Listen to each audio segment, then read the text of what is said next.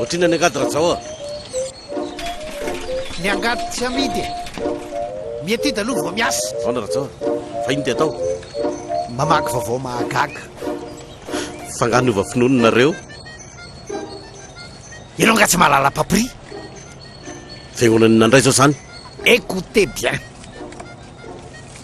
paquet technique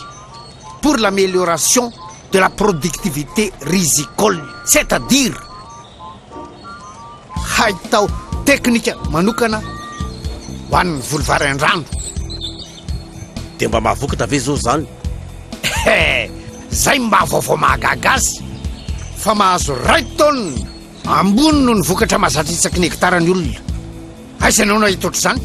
zany ve tsy mbola mividy zezika mbola flerangativy emporiny manatazy anao rakitra fahazamivavaka ty jerenao mahazo satsy eny fa mandazy zany o a efa vakady zy mipapri amin'ny atsipri an'io rangatya malana sarany lavitra be mividiny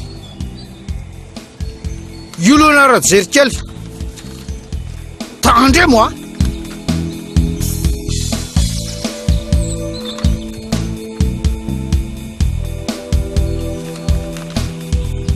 azo antoka tsara ty raha zao a